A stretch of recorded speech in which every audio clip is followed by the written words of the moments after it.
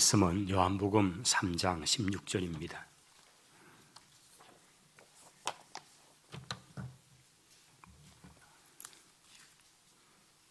요한복음 3장 16절, 우리 한 절의 말씀을 같이 읽도록 하겠습니다. 하나님이 세상을 이처럼 사랑하사 독생자를 주셨으니 이는 그를 믿는 자마다 멸망치 않고 영생을 얻게 하려 하심이라. 아멘. 할렐루야. 하나님은 여러분을 사랑하십니다. 우리 옆에 계신 분에게 한번 이렇게 고백합시다. 하나님은 당신을 사랑하십니다. 예. 우리 여러분 좀 자신을 향해서 이렇게 손을 얹고 하나님은 나를 사랑하십니다. 할렐루야. 예. 하나님은 여러분 한 사람 한 사람을 얼마나 소중하고 정말 눈에 넣어도 아깝지 않을 만큼, 아프지 않을 만큼 그렇게 우리를 소중하게 계시고 사랑하신다, 그렇게 성경이 말씀하고 있습니다. 이 큰 사랑이 오늘 저와 여러분에게 가득 넘쳐나기를 원합니다. 이 사랑이 오늘 저희들이 주님 앞에 나오게 된 이유가 되고 또 화면 앞에 나와 예배 드리는 이유가 된 줄을 꼭 기억하시기를 바랍니다. 좀 오래전 1993년도에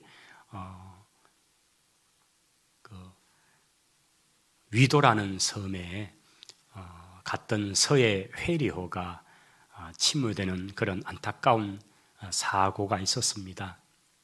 그때가 주일날이었습니다. 아마 그 전날 토요일날 이제 휴일이라고 배를 타고 그 섬에 들어왔고 또 이제 그날은 이제 주일 아침에 아마 그들이 또 이제 이렇게 고기를 잡으러 낚시를 하고 또 이렇게 그 배를 타고 이제 육지로 돌아오고 이렇게 하기 위해서 아마 서해 회리호가 출항이 되었습니다. 그런데 그 배가 정말 내 인생의 마지막 순간이 될 줄 누가 알았겠습니까? 안타까운 많은 생명이 그 배에서 그렇게 죽어갔습니다. 근데 이렇게 한번 그 아침을 생각해 보면 아마 그 위도에서 그 섬에서 숙박업을 하고 있는 주인 아주머니가 일기예보가 안 좋다던데 오늘 저 배 타고 가지 마세요 손님들, 이렇게 얘기를 하면 사람들은 이렇게 반응할 거예요. 참 아주머니 그 장사 속으로 또 우리 하루 더 묵으려고 붙잡아 놓으려고 그런 말 하냐고, 뭐 날씨 어때서 배가 출항하면 가면 되지 라고 하거나, 아니면 어떤 사람들 중에는 이 아주머니 하시는 말이 너무 진지해서 아이고 뭐 하루 더 먹을까 생각을 하고 그 배에 타지 않을 수도 있었습니다.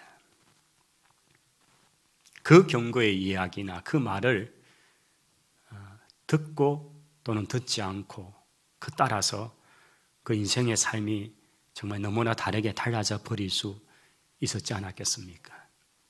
저는 오늘 요한복음 3장의 말씀이 오늘 우리에게 주어진 이제 본문의 순서를 따라왔는데 제가 이 3장의 내용들을 좀 이렇게 잘 풀어서 우리 성도들에게 그렇게 강의 설교를 할까라고 그렇게 하면서 준비를 하다가 오늘 제 마음에 이번 주일은 이 3장 16절의 이 말씀을 근거해서 우리가 참 많이 복음을 전하던 그런 도구로 사용하는 사형리라는 네 가지 영적 원리에 관한 부분의 말씀을 좀 이 시간을 통해서 우리 온 성도들에게 전하는 기회를 가져야 되겠다, 이 마음이 제게 너무나 많이 일어났고, 그래서 오늘 저는 말씀을 네 가지 영적인 원리에 관한 말씀, 이 사형리 전도용 책자 책 그걸 근거로 한 말씀을 제가 전하고자 합니다. 오늘 이 시간에 말씀을 듣는 우리 현장에 예배드리는 우리 성도들뿐 아니라 또 영상을 통해 예배드리는 우리 모든 성도 한 분 한 분들도 여러분 눈을 뜨시고, 눈은 마음의 창입니다. 오셔서 너무나 은혜로운 장소에 포근한데 요즘 잠 못 자는데 어찌 애기 몸에 이렇게 달겨오는지 이러면서 눈을 서 붙이는 순간에 말씀도 우리에게 들어오지 않을 수가 있습니다. 그래서 눈을 뜨시고 그리고 우리 고개를 드셔서 오늘은 좀 앞을 좀 응시를 하시고 저를 안 보셔도 제 뒤에 화면이 있으니까 오늘 화면에 좀 자료들을 계속 좀 올릴 겁니다. 여러분께 잘 보시면서 오늘 이 말씀 하나하나를 잘 보시기를 바랍니다.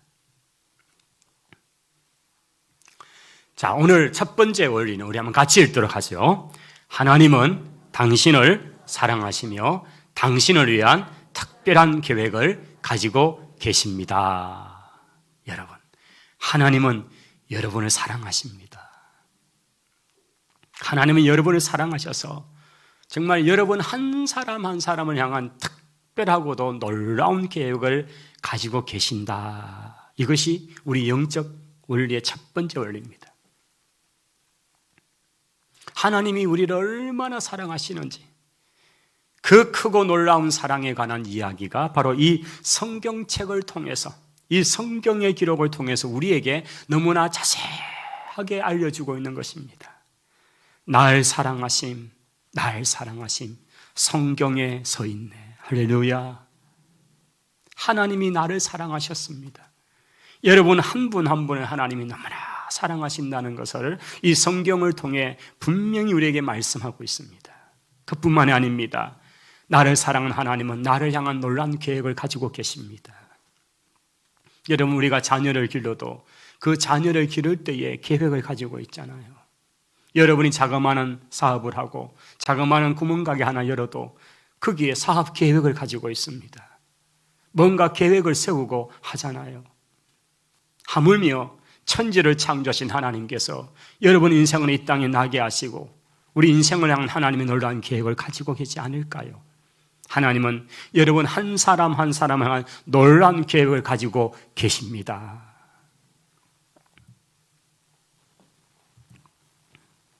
이 첫 번째 원리, 하나님은 당신을 사랑하시며 당신을 위한 특별한 계획을 가지고 계시다. 이 하나님의 사랑이 바로 오늘 요한복음 3장 16절을 통해 우리에게 분명하게 이렇게 말씀되고 증거되고 있는 것이지요. 우리 앞에 화면에 나와 있는 대로 요한복음 3장 16절을 한번 다시 한번 읽어보도록 합니다. 하나님이 세상을 이처럼 사랑하사 독생자를 주셨으니 이는 저를 믿는 자마다 멸망치 않고 영생을 얻게 하려 하심이니라. 아멘. 하나님이 너무나 우리를 사랑하셔서 우리를 구원하고자 독생자 예수 그리스도를 이 땅에 주셨다라고. 그래서 저를 믿는 자에게는 멸망치 않고 영생을 그렇게 얻게 하시는 이 하나님의 놀라운 사랑이 우리에게 있다고 성경은 말씀합니다. 이제 하나님의 놀라운 계획은 특별히 요한복음 10장 10절에 이렇게 우리에게 말씀하고 있습니다. 내가 온 것은 양으로 생명을 얻게 하고 더 풍성히 얻게 하려 하십니다. 여러분, 우리 예수님께서 직접 하신 말씀이에요. 우리 예수님께서 직접 하신 말씀이 우리가 가지고 있는 성경, 특별히 신약 성경에는 색깔을 요즘은 이렇게 입혀서 칼라로 이렇게 인쇄를 되어 있잖아요. 주님의 직접 육성의 말씀이에요. 내가 온 것은 양으로 생명을 얻게 하고 더 풍성히 얻게 하려 합니다. 주님이 말씀하셨어요. 우리 예수님께서 우리를 양이라고 그렇게 표현하셨습니다. 여러분, 양은 참 약한 동물입니다. 양은 가정에서 기르는 그런 가축이고 이 양을 통해서 참 많은 유익을 가지죠. 그런데 양은 참으로 약한 동물입니다. 자기를 보호할 수 있는 그런 기능이 없어요. 또 시력은 얼마나 나쁜지 그 양을 연구한 학자들의 글을 보면 이 양은 시력이 0.2 정도밖에 안 되어가지고 제대로 보지를 못한다는 거예요. 여러분, 그 하늘에 있는 독수리 같은 그런 맹수들 있죠. 그들은 특별한 그런 시력을 가지고 있다 그러잖아요. 그 높은 하늘 위에서 저기 땅바닥에 기어가는 생쥐라도 뱀이라도 그걸 요즘 우리 카메라에 보면 무슨 50배, 100배 이렇게 줌을 해가지고 보듯이 그렇게 보는 기능이 있어가지고 그 높은 하늘에서 그걸 이렇게 보면서 그냥 손살같이 내려와서 딱 낚아채 간다는 거잖아요. 그런 특별한 그런 시력을 가지고 있는 그런 짐승들이 있는가 하면요, 또 얼마나 사나운 강한 턱을 가지고 또는 날카로운 이빨을 가지면서 짐승을 한번 꽉 물어버리면 그냥 갈비뼈가 부스러질 정도로 그렇게 사나운 맹수도 있고요. 그런데 양은 너무나 약한 존재입니다. 양은 너무 어리석습니다. 제대로 보지도 못해서, 그래서 양은 앞에 놈을 따라가지 않으면 쉽게 길을 잃어버린다는 거예요. 그래 언제나 목자가 필요하고, 목자가 앞에 가서 이렇게 소리를 내면서 이동을 해야 그 뒤를 따라오고, 그 뒤를 따라 계속 그냥 앞에 가는 자기 동료 엉덩이 보면서 쫓아가는, 이게 양이라는 거예요.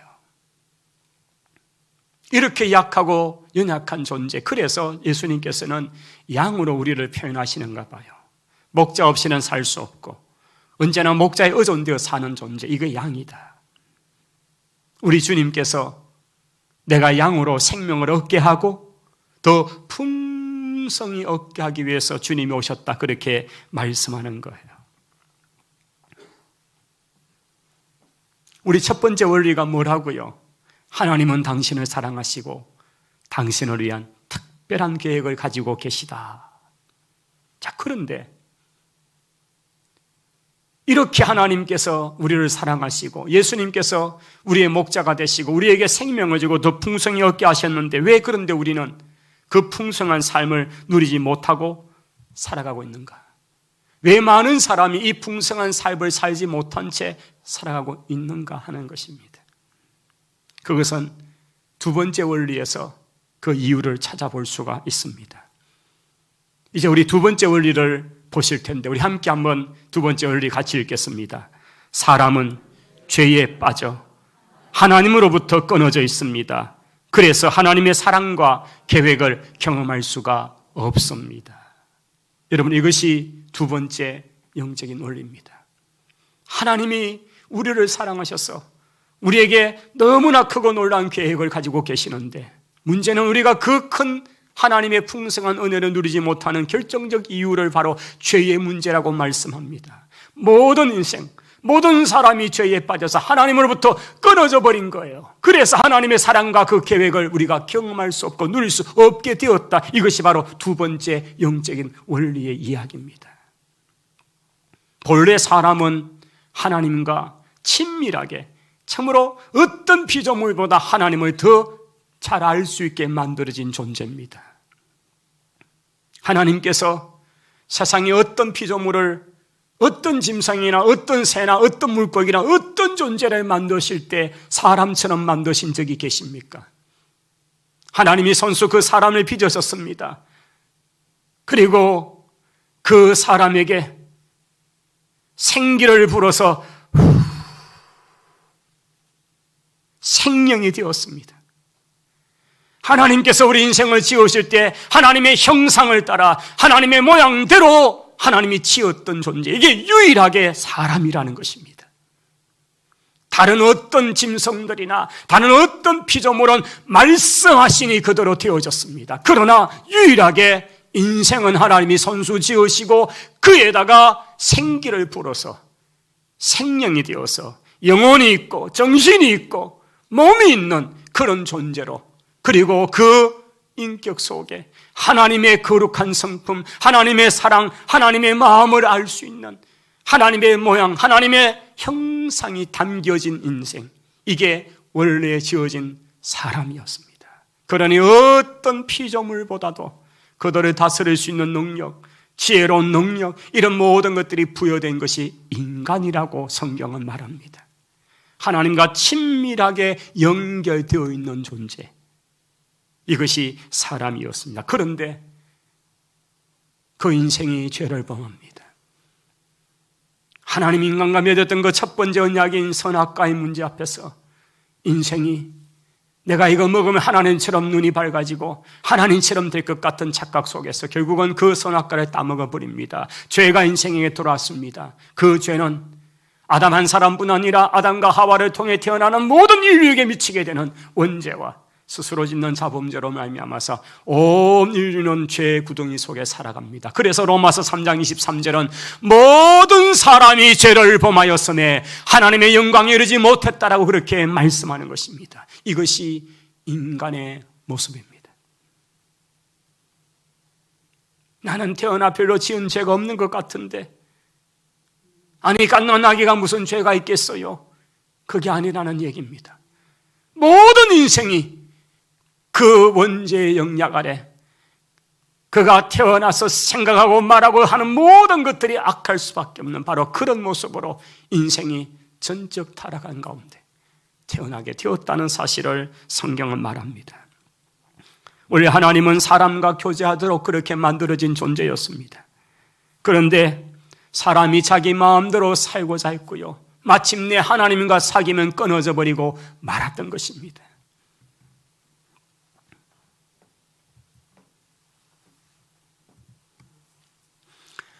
성경이 말하는 죄가 무엇입니까? 성경이 말하는 죄는 하나님께 반항하거나 하나님께 대적하거나 심지어 하나님께 무관심하는 것, 이 모든 것들이 다 포함된 이것이 성경이 말씀하는 죄라는 것입니다. 죄는 하타트라고 하는 히브리 단어로 표현됩니다. 이것은 관역, 화살을 쏘았을 때 그 관역이 있습니다. 그 관역을 빗나가는 것, 이 전체를 하타트라는 단어로 설명을 합니다. 하나님의 뜻, 하나님의 기준, 하나님의 법, 여기서 어긋나는 모든 인간의 행위가 다 죄라는 것을 성경이 말합니다. 하나님을 무시하고 하나님께 무관심하고 하나님께 대적하고 이 모든 것들을 다 죄라고 성경은 정의하고 있는 것입니다.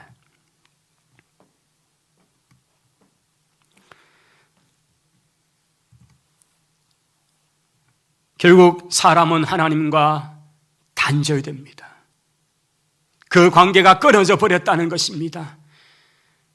하나님과 끊어져 버린 인생, 이것이 이 땅의 모든 인생의 비참한 모습입니다.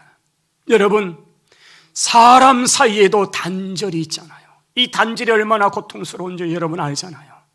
그렇게 사랑했던 자녀인데, 그렇게 사랑했던 부모님인데, 그렇게 의지하며 자라왔던 형제 자매들인데 언제부턴가 무슨 사건 때문에 서먹해지고는 1년도 10년도 대화 하나 없이 연락 없이 그렇게 단절된 상태에 살아가는 모습이 실제적인 현실적인 삶이잖아요. 여러분, 이거는 정상이 아니잖아요. 그런 가운데 살아가는 거죠. 여러분, 우리 인생이 죄로 말미암아서 결국은 하나님과 이런 단절의 관계가 와버린 것입니다. 자, 성경은 말합니다. 죄의 대가는 죽음이라고 말씀합니다. 죄의 결과는 죽음이라고 말씀합니다. 그렇다면 성경이 말씀하시는 그 죽음은 무엇입니까? 여기서 죽음이란 영적으로 하나님으로부터 떠나 있는 상태를 말하고 있는 것입니다. 여러분, 성경이 말씀하시는 그 죄로 말미암아 죽음이 왔다, 사망이 왔다고 할 그때에 우리가 죄를 지으면 그냥 돌아서서 죽는다, 이게 아니란 말이에요. 영적으로 하나님과 떠나지고 단절된 상태에 있는 이 상태, 이게 바로 죽음이라는 거예요. 그 설명은 제가 여러 차례 이 강단에 있는 꽃을 가지고 표현했잖아요. 여러분, 지금 이 꽃은 그냥 두 개, 네 그루 다가 그냥 뿌리채 화분에 잘 심겨져 있죠. 그런데 여러분, 강단에 장식하는 꽃 중에 가지를 꽃을 꺾어서 그렇게 예쁘게 이렇게 장식할 때 있죠. 여러분, 우리가 보여지기에는 예쁜 꽃이지만 이미 그것은 죽은 상태라는 거죠. 잘라져 버려서 가지에서부터 꺾여서 잘라져서 이렇게 나와 있는데 얼마 동안은 그렇게 예쁜 것 같이 있지만 결국은 죽어버리는, 이게 바로 영적으로 죽음의 상태, 하나님께로부터 단절된 상태, 하나님으로부터 떠나진 상태, 영적으로 그렇게 떠나진 상태, 내버려 두면 그냥 지옥으로 가는 겁니다. 영원히 하나님과 멀어지는 인생이 되고 마는 것입니다. 이것이 성경이 말하는 죽음의 정의인 것입니다. 죄의 결국은 바로 그러한 죽음이 왔다는 거죠. 그런데 이런 사실을 모르고도 지금 살아있다고, 겨우 사는 인생이 하나님의 시간에 되면 아무것도 아닌 정말 한순간 한호흡, 한 눈깜빡임밖에 없는 100년도 안 될 인생 살면서 살아있다고 부둥거리는 거죠. 하나님과 멀어진 상태로 그 인생 그렇게 살아가면 그는 결국은 영원한 지옥으로 떨어지고 마는 것입니다. 거룩하신 하나님과 죄에 빠진 우리 인생이 결국은 멀어져 버리고 만 것입니다. 그 사이에 간격이 생기고 말았습니다. 이 둘 사이에 그다란 간격이 생겨서 하나님과 인생 사이에 너무나 멀고도 먼 이 간격 속에서 인생은 살아갑니다. 자, 그러다가 인생들은 철학이라는 사다리를 놓아서 신을 찾아가고 철학으로 신을 만나고자 하고 뭔가 사상을 가지고 그렇게 신에게 나아가고 또는 신이 되고자 하는 그런 수고를 하지만은 어림이 없었습니다.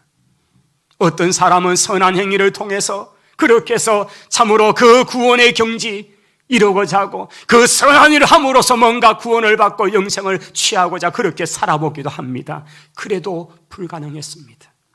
어떤 인생들은 종교의 사다리를 쌓아서 자기들이 원하는 대로 신을 만들고 신의 이름을 정하고 자기들이 원하는 모습의 우상을 만들어서 신이라고 빌면서 그렇게 나아갑니다. 이것도 역시 어림없었습니다. 이 모든 것들은 자기 힘으로 하나님께 도달하여서 그런 풍성한 삶, 소위 말하면 축복을 받겠다고 뭔가 자기가 원하는 것을 취하겠다고 여기는 인생의 헛된 것뿐이었다는 것입니다.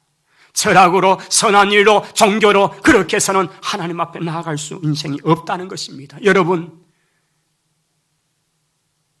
죄로 말미암아 인생이 결국 이런 지경에 되었는데 도대체 구원의 길이 어디 있고 어떻게 인생이 구원 얻을 수 있는가는 세 번째 영적인 원리에 와서 우리에게 자세히 설명을 하고 있습니다.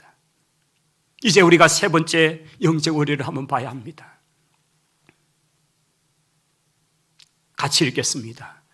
예수 그리스도만이 사람의 죄를 해결할 수 있는 하나님의 유일한 방법입니다. 당신은 그분을 통하여 하나님의 사랑과 계획을 경험하게 됩니다. 여러분, 죄가 들어와서 하나님과 너무나 먼 간격을 내어버렸고 그 간격을 인간 스스로 이어보고자 철학과 사상과 또는 선한 일과 종교 여러 가지 모습으로 그렇게 찾아가지만 되지 않습니다. 오직 유일한 길은 하나님이 우리 가운데 허락하신 유일한 길은 예수 그리스도밖에 없는 것입니다. 이것이 세 번째 영적인 원리인 것입니다. 예수 그리스도는 우리를 위해서 대신 죽으신 분이라고 성경은 말합니다. 하나님의 아들로서 하늘 보좌에 계시던 그분이 우리 인생을 구원하는 유일한 방법이 바로 예수 그리스도, 우리 주님이 이 땅에 오셔서 우리의 죄를 다 짊어지고 십자가에 죽는 길밖에 없기 때문에 그것이 하나님 아버지께서 찾으신 유일한 방법이기에 하나님의 아들 예수 그리스도는 그 뜻에 순종해서 이 땅에 오신 것입니다. 주님은 그 무게가 얼마나 무겁고 그 고통이 얼마나 큰지를 아셨기 때문에 겟세마네 동산에서 눈물의 간구를 하시면서 아버지여, 할 수만 있다면 이 무거운 잔이 내게서 옮겨지면 좋겠습니다. 제가 이거 지지 않고 이거 감당하지 않고 해결될 방법이 없겠습니까? 그렇게 눈물의 통곡의 기도를 하시다가 아버지의 사인은 그게 아니죠. 이것밖에 없다. 결국 주님의 마지막 기도는 제 뜻이 아니라 아버지 뜻대로 되기를 원합니다. 그리고는 십자가로 올라가셨습니다. 로마서 5장 8절은 우리에게 이렇게 말씀합니다. 우리가 아직 죄인 되었을 때에 그리스도께서 우리를 위해 죽으심으로 하나님께서 우리에 대한 자기의 사랑을 확정하셨다. 그렇게 말씀하고 있습니다. 하나님이 세상을 이처럼 사랑하사 독생자를 주셨으니, 여러분, 하나님이 우리를 사랑했다고요? 그 사랑이 어디에 있는데 바로 이것이 하나님의 아들 예수 그리스도를 우리를 대신하여 십자가에 죽게 하는 그 십자가에 나타난 줄을 믿습니다. 그 십자가가 하나님이 우리를 얼마나 사랑하시는지를 보여주는 확증하는 바로 그 장소라고 말씀하고 있는 것입니다. 예수님은 십자가에서 죽으셨습니다. 그리고 무덤에 장사되었습니다. 성경대로 3일 만에 그분은 살아나셨다고 성경이 말하고 있습니다. 고린도전서 15장을 통해서 그리스도께서 성경의 말씀대로 우리 죄를 위하여 죽으셨고 무덤에 묻혔다가 3일 만에 다시 살아나신 것입니다. 그리고 그분은 여인들에게, 베드로에게, 또한 11 제자들에게, 그 외에도 주님께서 살아나셔서 40일 동안 이 땅에 계시면서 500여 많은 증인들에게 당신의 살아나심을 목격자로 증인들을 세우시고 주님께서는 하늘로 올리고 가셨다. 이것이 바로 고린도전서 15장의 증거인 것입니다.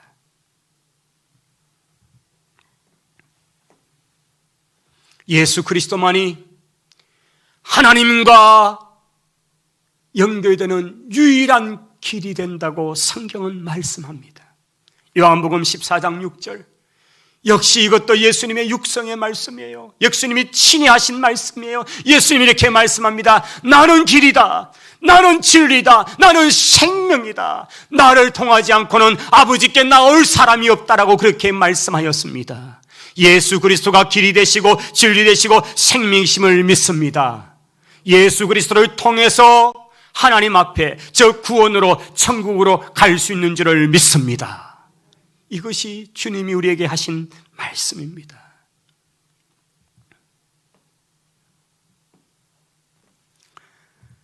거룩하신 하나님과 죄로 말미암아 하나님과 너무나 큰 간격이 있는 우리 인생, 인간의 철학, 인간의 선한 행위, 인간의 어떤 그런 종교심, 이런 것들로 하나님 앞에 이를 수 없고 구원에 이를 수가 없는 우리 인생, 인간이 더듬어 하나님을 발견할 수 없기에 하나님께서 당신의 구원의 손을 우리 인생에 내려주셨습니다. 이것이 바로 기독교 신앙, 우리 기독교를 계시 종교다, 하나님이 신이 인간을 찾아와 주신 종교다라고 말하는 것은 바로 이 이유 때문입니다. 오늘 세 번째 원리가 이걸 분명히 말씀하죠. 하나님이 우리에게 당신을 나타내시고 하나님이 당신의 아들 예수 그리스도를 우리를 위해 이 땅에 내어주심으로써 우리가 구원의 길을 드디어 찾게 되고 그 하나님의 아들 예수 그리스도가 유일한 구원의 길임을 믿음으로 구원 얻게 된다는 이 놀라운 사실, 이것이 바로 십자가의 이야기인 것입니다. 십자가는 하나님께서 우리 인생에게 주시는 유일한 구원의 길이요, 유일한 생명의 길이요, 유일한 소망의 길인 것을 믿습니다. 이 십자가를 통해 하나님과 죄에 빠진 인생이 드디어 만나게 되고 연결되어지게 되고 이어지는 놀라운 기회가 열려지게 된 것입니다. 여러분, 이게 얼마나 귀한 복음입니까? 여러분, 기독교의 복음 바로 이것입니다. 우리 기독교 진리의 핵심은 바로 이 내용인 것입니다.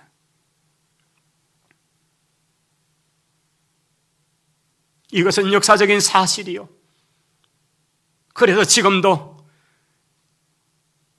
알든지 모르든지 관계없이 주후 2021년 오늘 날짜를 대는 이유는 예수 그리스도가 이 땅에 오시고 난 뒤에 2021년, 그리고 그 이전에는 BC 몇 년이라고 하면서 Before Christ, 예수 그리스도가 이 땅에 오시기 전에 몇 년, 이렇게 역사의 기준점을 예수 그리스도로 삼고 있는 이유가 여기 있는 것입니다. 그분이 유일한 길이요, 그분이 유일한 구원자이기 때문에, 예수 그리스도가 역사의 기준점이 되기 때문에 우리는 그 기준점을 가지고 주전, 주후 이렇게 말하고 있는 것이지요. 그런데 이러한 것을 아는 것으로만 충분하지 않다라는 것입니다. 야, 참 기독교 신앙이 그거였네.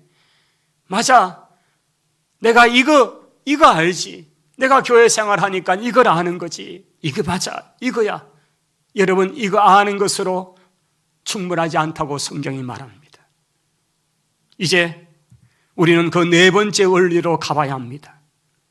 네 번째 원리는 이것을 아는 것에서 그치면 아무런 유익이 없다는 것을 말하고 있습니다. 우리 네 번째 원리 같이 한번 읽습니다.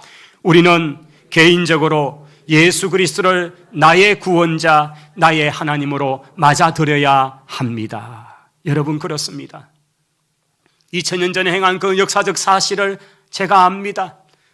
예수님이 죽으셨다가 부활하셨던 사실 제가 압니다. 정말 놀라운 일이 맞습니다. 이게 기독교 신앙이죠. 제가 잘 압니다. 그래서 교회 나옵니다. 여러분 여기에 머문다면 유익이 없습니다. 그래서 뭐 그 예수님과 당신이 무슨 관계가 있는데? 네 번째 영적 원리는 바로 이 문제를 해결하는 방법이지요. 우리가 개인적으로 여러분 한 분 한 분이 예수 그리스도를 나의 구원자요 나의 하나님으로 모셔드려야 된다는 거예요. 그 주님이 나의 주님이 되지 않는다면 여러분 인생은 아무 의미가 없다는 거예요. 열심히 종교 생활하다가 끝나는 거예요.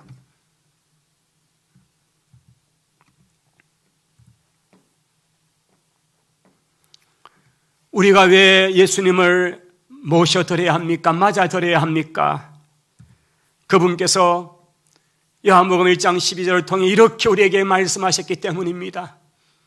영접하는 자, 곧 그 이름을 믿는 자들에게는 하나님의 자녀가 되는 권세를 주셨느니라. 여러분, 예수님의 친말씀이에요. 예수님의 육성의 음성이에요. 자기를 영접하고 자기를 믿는 자에게는 하나님의 자녀가 되는 특권, 권세를 주신다고 주님이 말씀하셨어요. 오늘 이곳에 있는 여러분, 예수님에 대해서 여러분이 알고 하나님의 구원의 그 놀라운 방법을 여러분이 알았다면 그 예수 그리스도를 여러분의 마음에 모셔드리고 여러분에게 여러분의 구원자로 모셔드려야 여러분의 삶에 하나님의 자녀가 되는 은혜, 천국 백성이 되는 놀라운 특권이 주어지는 것을 기억하시기 바랍니다. 예수 그리스도를 우리 생활에 맞아들이는 방법이 무엇일까요? 오늘 이 분명한 원리는 여기 있습니다. 에베소서 2장 8절 9절의 말씀에 하나님의 은혜로 여러분은 그리스도를 믿어 구원을 받을 수 있고요, 그것은 여러분의 힘으로 여러분의 의지로 된 게 아니라고 말씀합니다. 이건 하나님의 선물이라고 분명히 말씀합니다. 우리의 선행으로 된 게 아닙니다. 그래서 아무도 자랑할 수 없는 거라고 분명히 말씀합니다.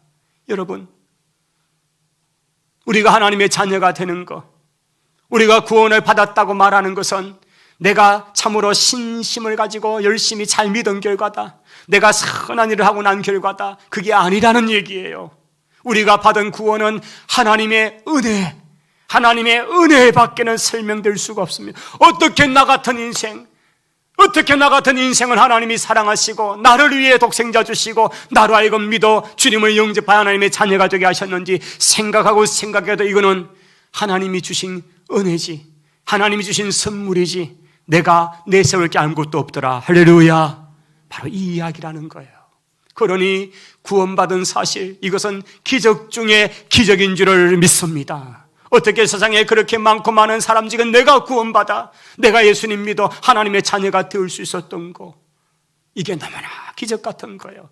그러니 자신이 받은 구원도 기적일 뿐 아니라 다른 지체 형제가 받은 구원을 보면 구원받은 사람 한 사람은 얼마나 존귀하고 얼마나 귀한지, 특별한지, 예수님께서 이 사람 구원하고자 죽어주셨구나, 이 생각하면요, 그 한 사람 한 사람 그냥 보여지지 않는 거예요. 하나님의 선물 덩어리구나, 하나님의 사랑을 그대로 받은 사람이구나, 하나님의 은혜의 증거들이구나, 그렇게 지체를 볼 수 있더라는 거예요. 여러분 각자의 초청으로 예수 그리스도를 맞아들일 수 있습니다. 우리 예수님께서 요한계시록 3장 20절에 이것도 빨간 글씨로 우리 주님의 육성의 말씀을 이렇게 말씀하셔요. 우리 한번 같이 주님의 말씀 읽어보십시다. 보라, 내가 밖에 서서 문을 두드리고 있다. 누구든지 내 음성을 듣고 문을 열면 내가 그에게 들어가서 그와 함께 먹고 그는 나와 함께 먹을 것이다. 누구의 말씀이라고요? 누구의 초청이라고요? 예수님이세요. 예수님께서 우리 인생의 문에 서서 문을 두드리면서 나다, 내 소리 들리지? 문 열어다고, 문 열어주면 내가 네 안에 들어가서 너와 함께 먹고 마시겠다, 그렇게 주님이 말씀하세요. 여러분, 말씀 한마디로 천지를 창조하신 하나님이세요. 그 천지 창조의 현장에 계셨던 제2위 하나님 예수님이세요. 예수님이 능력이 없으십니까? 그 문짝 하나 못 뜯어낼까요? 그런데 주님께서 문 밖에 서서 문을 두드리고 계시다고 말씀하고 있습니다. 이게 무슨 얘기입니까? 우리가 예수 그리스도를 모시는 것, 주님을 영접하는 것은, 우리가 우리의 마음의 문을 여는 것은 우리의 의지요, 우리의 결단이요, 우리의 선택으로 되어지는 거지, 하나님의 강압적인 방법으로 억지로 문을 뜯어버리는 게 아니라는 얘기예요. 우리는 하나님의 형상을 닮은 인격으로 지어진 존재라는 얘기예요. 그래서 주님의 이 말씀의 음성을 들을 때에 우리의 마음의 문을 여는 결단이 필요하고, 주님 지금 제 마음을 엽니다, 주님 제 속에 들어오십시오, 이런 초청이 있어야 주님이 들어오신다는 얘기예요. 인생을 살아가면서 한 번도 그 마음의 문을 열어 주님을 모신 적이 없고, 그냥 언젠가 주님이 내 문 쥐어 뜯어 들어오시겠지, 절대로 그럴 일 없습니다. 끝까지 고집 부리고 그 문 열지 않으면 마지막 소업이 떨어지는 순간까지도 문을 열지 않고 결국은 지옥으로 들어간다는 거예요. 이 요한계시록 3장 20절의 이 말씀, 내가 문 밖에 서서 문을 두드리노니 누구든지 내 음성을 듣고 문을 열어다고, 문을 열어다고 하시는 주님의 그 초청, 주님의 그 부르심 앞에 여러분의 마음의 문을 활짝 열 수 있기를 바랍니다. 유명한 이 요한계시록 3장 20절을 기반한 성화의 그림, 문 밖에서 문을 녹아시는 예수님의 모습. 여러분, 언제까지 주님이 여러분 인생의 문 밖에서 문을 두드리게 하시겠습니까? 그분을 마음의 문을 활짝 열고 모셔드려야 그분이 내 속에 들어와서서 나와 함께 생활하는데, 그분이 나의 주인이 되시고 그때부터 인생이 바뀌어지는데, 신앙생활 수십 년 해도 맨날 주님 밖에 세워놓고 그저 조그마한 감동 오면 눈물 쬐끔 흘렸다가 돌아왔으면 똑같은 인생 사는 거, 여러분이 얼마나 어리석은 인생입니까? 이 원리가 다음 두 가지로 설명이 됩니다. 내가 나의 인생의 주인인 사람이 있습니다. 이 인생은 우리 마음의 자소에 왕노릇하고 주인노릇하는 의자가 있습니다. 왕이 다스리는 통치 좌소가 바로 왕이 자는 왕좌잖아요. 거기에 인간이 딱 앉아있으면 그는 신하가 앉을 수도 없습니다. 아들도 못 앉습니다. 오직 왕만이 앉잖아요. 그게 바로 통치자소요, 그게 주인이라는 거예요. 우리 인생에도 각자의 바로 이 마음의 좌소에 의자가 있고, 그 자리에 내가 뜰컥 앉아가지고 내가 주인 행세하는 겁니다. 내 인생은 내 것이라고 내 마음대로 삽니다. 모든 건 내 결정하고 내 마음대로 합니다. 그 인생은 얼마나 꼬이고 얼마나 뒤죽박죽입니다. 늘 주님은 인생에 그냥 아웃사이더에서 늘 빙빙 주님 관여도 하지 않습니다. 내 인생, 내가 주인 되어 사는 인생의 전형적인 모습입니다. 그런데 예수 그리스도가 내 인생의 주인 된 삶은 다릅니다. 인생의 자소에 예수님이 주인 되셔서 제 마음속에 오셔서 주님이 나의 인생의 주인입니다. 주님의 처분, 주님의 결정만 제가 따르겠습니다. 주님 말씀하십시오. 주님 이러면 어떻겠습니까? 주님 이런 일을 어떻게 하죠? 주님의 마음이 무엇입니까? 주님, 그렇게 인생의 삶을 사는 인생은요, 모든 삶이 평온합니다. 안정이 있습니다. 주님이 내 인생의 주인 되는 삶은 평화가 있습니다. 여러분, 신앙생활을 그렇게 한다 하지만은 도대체 내 인생의 주인이 누구였습니까? 정말 예수님이 내 인생의 주인 되셔서 주님처럼 생각하고 주님처럼 말하고 주님처럼 그렇게 감정을 가지고 주님의 마음 가지고 하고 있느냐 하는 거죠. 오늘 우리가 본 이 극명한 두 대조, 우리 마음의 주인이 누구인가? 이것은 너무나 다른 인생의 삶을 살아가게 될 것입니다. 우리는 지금 네 번째 영적 의리를 보고 있잖아요. 우리가 개인적으로 예수 그리스도를 나의 구원자, 나의 하나님으로 맞아들여야 합니다. 그래야 당신의 삶은 하나님의 사랑과 놀라운 계획을 경험하는 삶이 된다고. 이 네 번째 계획, 이 네 번째 원리에 여러분이 예수 그리스도를 맞아야 합니다. 여러분이 예수 그리스도를 모셔야 합니다. 오늘 이 시간 여러분이 여러분의 마음의 문을 여시고 예수 그리스도를 내 인생의 주인으로 모셔드릴 수 있기를 원합니다. 이제 앞에 화면에 기도문이 떠오를 텐데 여러분 전심의 마음을 담아서 정말 결단하는 마음 가지고 여러분 소리 내어서, 여러분이 들리도록 소리 내어서 같이 한번 이 기도를 올립니다. 예수님, 저는 주를 믿고 싶습니다. 여러분의 소리로요, 십자가에서 죽으셔서 죄의 대가를 치러주셔서 감사합니다. 저는 지금 마음의 문을 열고 예수님을 나의 구원자, 나의 하나님으로 맞아드립니다. 저의 죄를 용서하시고 영원한 생명을 주심을 감사합니다. 예수님 이름으로 기도합니다. 아멘. 우리 이 시간에 한번 여러분 가슴에 손을 얹는 채로 눈을 감고 짧은 시간 여러분의 입으로 한번 기도하십시다.